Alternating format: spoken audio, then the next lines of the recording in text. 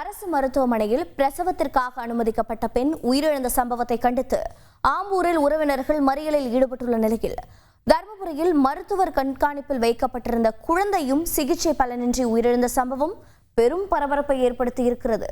கூடுதல் விவரங்களை செய்தியாளர் அரவிந்த் வழங்க கேட்கலாம். அரவிந்த், வணக்கம். தற்போது உறவினர்கள் மருத்துவமனை மீது என்ன குற்றச்சாட்டை முன்வைக்கிறார்கள்? கள நிலவரம் என்ன? திருப்பத்தூர் மாவட்டம் ஆம்பூர் அரசு மருத்துவமனையில் கடந்த நவம்பர் 10ஆம் தேதி பிரசவத்திற்காக அனுமதிக்கப்பட்டிருந்த இளம்பெண் துர்கா தேவி என்பவர் சிகிச்சை பலனின்றி சேலம் அரசு மருத்துவமனையில் நேற்று மாலை உயிரிழந்த நிலையில் ஆம்பூர் அரசு மருத்துவமனையில் உரிய சிகிச்சை அளிக்கப்படாமல் நோயாளியை அலைக்கழித்து தவறான சிகிச்சை அளித்ததாலேயே இளம்பெண் உயிரிழந்ததாகவும் இதற்கு காரணமாக இருந்த அரசு மருத்துவமனை ஊழியர்கள் மீது உரிய நடவடிக்கை எடுக்க வேண்டும் என கூறி உயிரிழந்த துர்கா தேவியின் உறவினர்கள் இன்று காலை ஆம்பூரிலிருந்து பேரணம்பட்டு செல்லக்கூடிய மாநில நெடுஞ்சாலையில் அமர்ந்து சாலை மறியல் போராட்டத்தில் ஈடுபட்டனர்.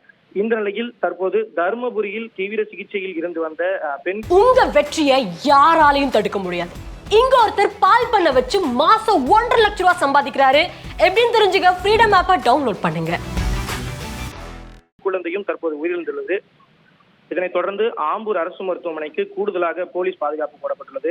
தற்போது துர்கா தேவியின் உடலும் இதுவரை இறுதி சடங்குகள் செய்யப்படாமல் அவரது வீட்டிற்கு அருகிலேயே வைக்கப்பட்டுள்ளது. தற்போது அந்த குழந்தையின் உடலையும் எடுத்துவதற்காக அவரது உறவினர்கள் தருமபுரி அரசு மருத்துவமனைக்கு சென்றுள்ளனர். தகவல்களை வழங்கியதற்கு நன்றி அரவிந்த்.